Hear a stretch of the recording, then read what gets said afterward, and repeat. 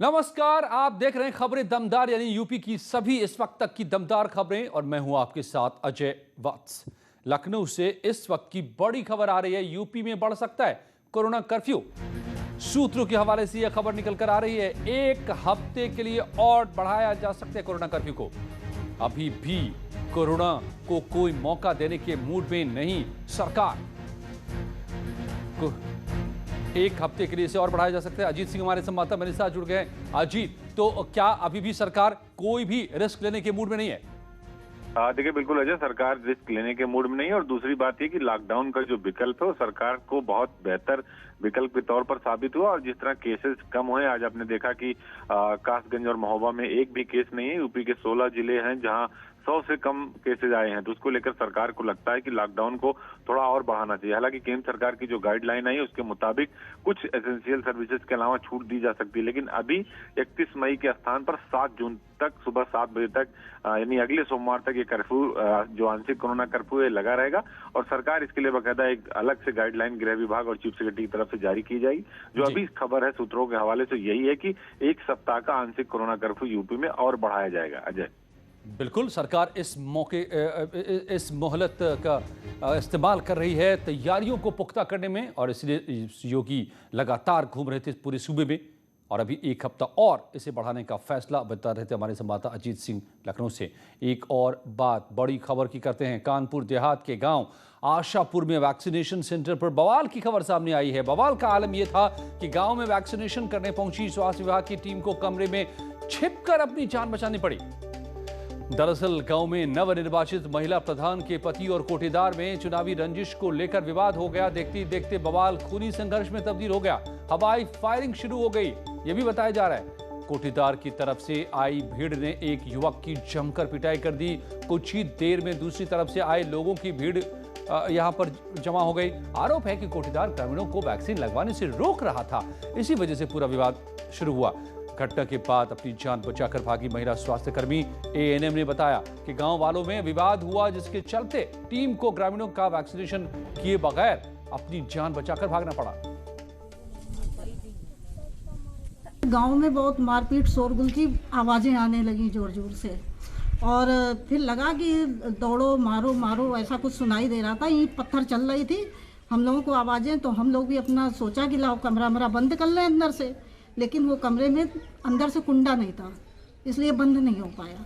और एक गाड़ी जो प्रधान जी की थी वो बड़ी तेज आई और पेड़ से टकरा गई। ऐसा लगा कुछ धमाका हुआ, लेकिन हम लोगों को समझ में नहीं आया ये पेड़ की टकराने की आवाज है या क्या है। सौरभ मिश्रा हमारे संवाददाता कानपुर से मेरे साथ जुड़ गए हैं। सौरभ, ये कोटेदार ने ऐसा क्यों किया, क्या हुआ यहाँ पर, क्यों इतना बड़ा बवाल हो गया वैक्सीनेशन को लेकर? देखिए अजय, कुछ ही दिन पूर्व चुनाव संपन्न हुए हैं और जिस जगह पर ये पूरा विवाद हुआ है उस जगह पर, उस गांव के उस मजरे में वर्तमान जो महिला प्रधान जीती है वो उनके विरोधी का इलाका था। इस तरीके का वहां से तर्क सामने आया कि विरोधी का इलाका था और वहां पर लोगों को कोटेदार, जो वहां पर एक व्यक्ति है कथित कोटेदार है, उसका साफ तौर पे लोगों को वैक्सीनेशन न लगाने की बात कह रहा था। और जब भी कभी गांव में इस तरीके के वैक्सीनेशन होते हैं तो सीधे तौर पर ग्राम प्रधान को इन्वॉल्व किया जाता है ताकि लोगों को जागरूक किया जा सके और वहां वैक्सीनेशन सेंटर तक लाया जा सके। स्वास्थ्य विभाग की टीम पहुंची हुई थी और अचानक एक कथित व्यक्ति जो खुद कोटेदार है और उसने लोगों को मना किया कि यहाँ पर वैक्सीनेशन मत कराइए। और फिर प्रधान की तरफ से एक परिजन पहुंचते हैं जो समाज कल्याण अधिकारी है, सरकारी ये गाड़ी उनकी दिखाई दे रही है जो पूरी तरह क्षतिग्रस्त है और बुरी तरह ये घायल जो युवक है ये समाज कल्याण अधिकारी है। हालांकि इनके ऊपर कार्रवाई हो चुकी है और ये सस्पेंड चल रहे हैं। फिलहाल पुलिस का साफ तौर पे कहना है कि दोनों पक्षों की तरफ से जो शिकायत पत्र मिल रहे हैं उसमें तथ्य ये दिया जा रहा है कि प्रधानी के चुनाव को रंजिश थी। पुलिस इस बात को नकार रही है कि ये कोविड के जो वैक्सीनेशन को तो वैक्सीनेशन को लेकर के कोटेदार उसके खिलाफ लोगों को भड़का रहा था। इसी बात को लेकर के विवाद शुरू हुआ और फिर मारपीट। और फिरोजाबाद से खबर है जहां पर पुरानी रंजिश को लेकर दो पक्षों में गोली चलने की खबर सामने आई। बवाल में 5 महिलाएं घायल हो गई। 3 महिलाओं की हालत गंभीर बताई जा रही है जिन्हें अस्पताल में भर्ती कराया गया है। मामला फिरोजाबाद के थाना फरीहा क्षेत्र के गांव ईकू का है। आज तकरीबन 6 महीने की पुरानी रंजिश को लेकर कई दबंग एक घर में घुस गए और महिलाओं पर फायरिंग शुरू कर दी। पुलिस ने मामले में 5 लोगों को गिरफ्तार किया है।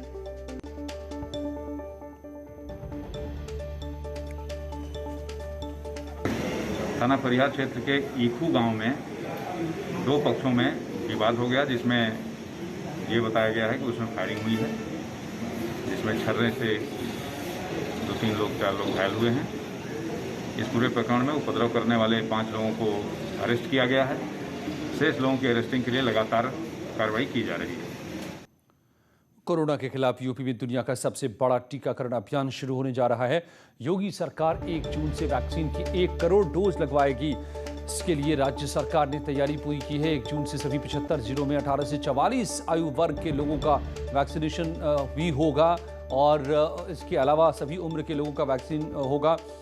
1 महीने में 1 करोड़ वैक्सीन लगाने का लक्ष्य सरकार ने रखा है। बड़े जिलों के कार्यस्थलों पर 1 से 2 अतिरिक्त वैक्सीन सेंटर भी बनाए जाएंगे और हर तरह के लोगों के लिए अलग अलग वैक्सीन सेंटर बनाए जाने की भी बात कही है।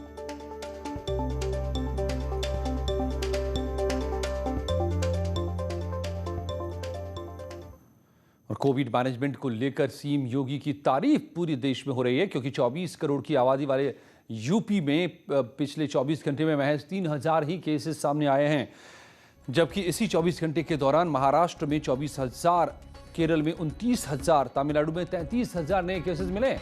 महाराष्ट्र, तमिलनाडु और केरल तीनों राज्यों को मिला दें तो आबादी यूपी के बराबर होती है। नए कोविड केसेस में यहां पर लगातार कमी आई है। टेस्टिंग में भी यूपी नंबर 1 है। हर दिन यहां पर 3 लाख से ज्यादा टेस्ट हो रहे हैं। महाराष्ट्र में 2,60,000, केरल में 1,40,000, तमिलनाडु में 1,70,000 टेस्ट हो रहे हैं। यूपी वैक्सीनेशन में भी देश में नंबर 1 है। WHO, NITI Aayog, Bombay high court, Allahabad high court और यूपी ने सबने योगी सरकार के कोविड मैनेजमेंट की तारीफ की है।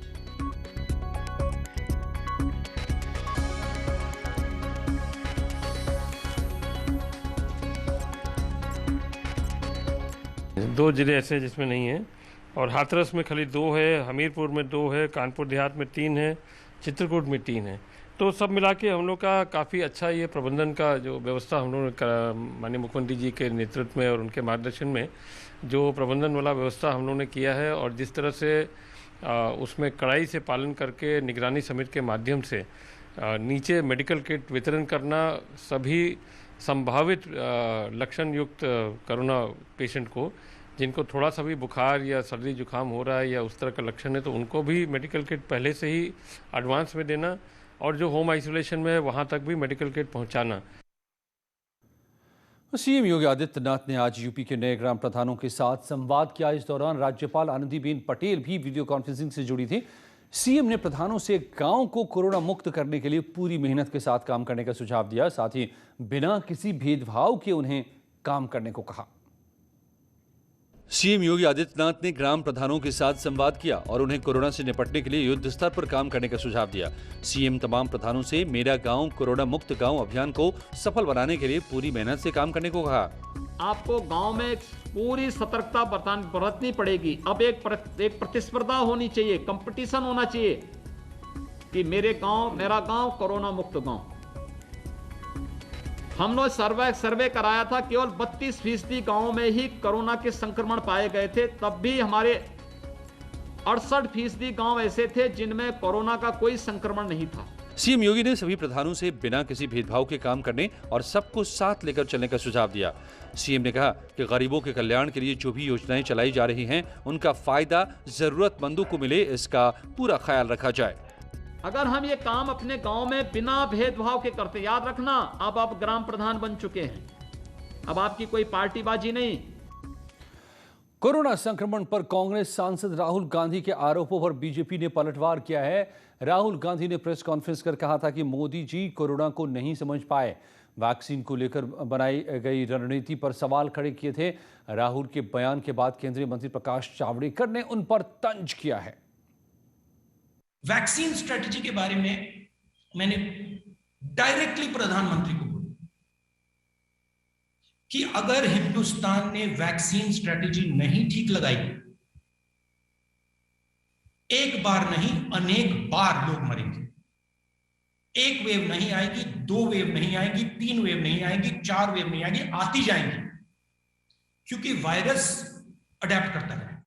राहुल जी, अगर वैक्सीन की चिंता ही करते हो तो जरा अपने कांग्रेस के राज्यों में ध्यान दो, वहां वैक्सीनेशन में गड़बड़ हो रही है। उनको जो 1 मई से कोटा दिया गया है, 18 से 45 उम्र के लोगों के लिए उत्पादकों से 25% उनके लिए रिजर्व है, वो तो ले नहीं रहे। आज तक ये 20 करोड़ वैक्सीन जो दिए गए हैं वो पूरे केंद्र सरकार ने दिए हैं और वो पूरे मुफ्त दिए हैं। और केंद्रीय मंत्री स्मृति ईरानी आज अचानक एक दिवसीय दौरे पर अपने संसदीय क्षेत्र अमेठी पहुंची। बिना किसी प्रोटोकॉल और तामझाम से पहुंचने पर अमेठी जिला प्रशासन में हड़कंप मच गया।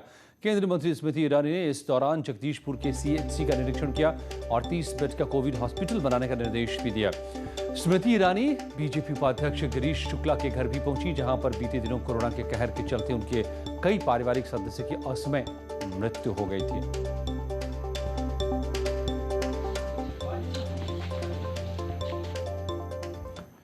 बीजेपी विधायक सुरेंद्र सिंह का विवादित बयान सामने आया है। बाबा रामदेव के समर्थन में उतरे हैं। बीजेपी के विधायक ने एलोपैथिक डॉक्टरों को राक्षस बताया है। सुरेंद्र सिंह ने कहा है कि एलोपैथिक डॉक्टरों ने राक्षसों का रूप ले लिया है। मृतकों को ICU में रखकर डॉक्टर पैसा वसूलते हैं। समाज को योग और आयुर्वेद की चिकित्सा पद्धति अपनानी चाहिए।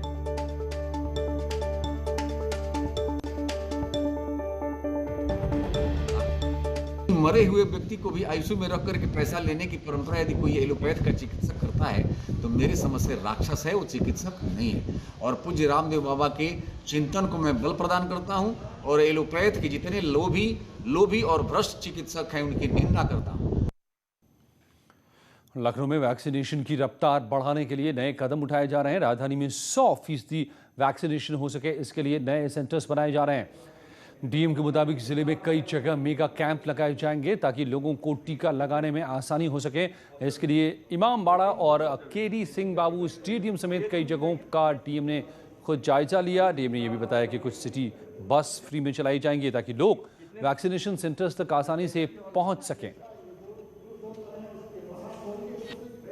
कुछ ऐसे स्थान चिन्हित कर रहे हैं जहां पे हम लोग मेगा कैंप्स लगाएंगे, जैसे कि छोटा इमामबाड़ा है, KD सिंह बाबू स्टेडियम है, इकाना स्टेडियम है, ताकि ज़्यादा से ज़्यादा संख्या में लोग आकर के अपना वैक्सीनेशन करा सके। और अपने सम्मानित नागरिकों की सुविधा के लिए हम लगभग 40 से 50 निःशुल्क सिटी बसेस भी चलाएंगे ताकि अपने कुछ गंतव्य स्थानों से आकर के ये वैक्सीनेशन कैंप्स पर आ सकें। जैसे कि यहाँ KD सिंह बाबू हो या इकाना स्टेडियम हो या छोटा इमामबाड़ा, इनके लिए हम कुछ स्पेशल बसेस भी चलाएंगे। दीप हुड्डा अपने एक विवादित और अमर्यादित बयान की वजह से विवादों में घिर गए।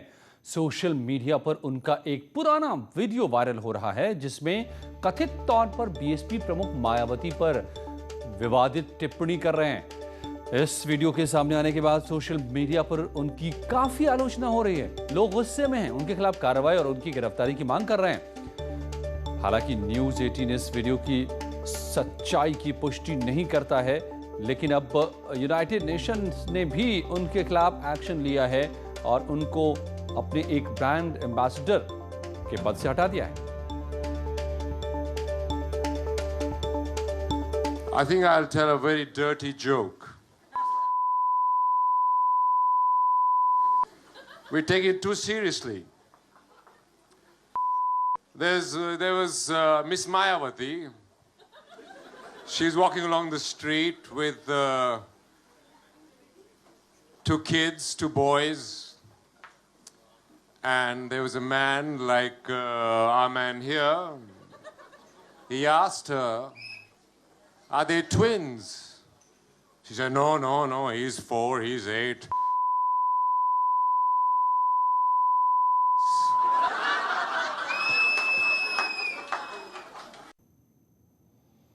सवाल ये है कि जिन कलाकारों को देख करके हम उन्हें आइडलाइज करते हैं, उनको हम हीरो मानते हैं, फॉलो करते हैं, सम्मानित हैं, उनके मुंह से ऐसी भाषा एक महिला के लिए, एक नेता के लिए या समाज के किसी भी व्यक्ति के लिए, ये क्या अभिव्यक्ति की आज़ादी है या अश्लीलता है? आज महाबहस इसी पर रात 8 बजे जुड़िए मेरे साथ।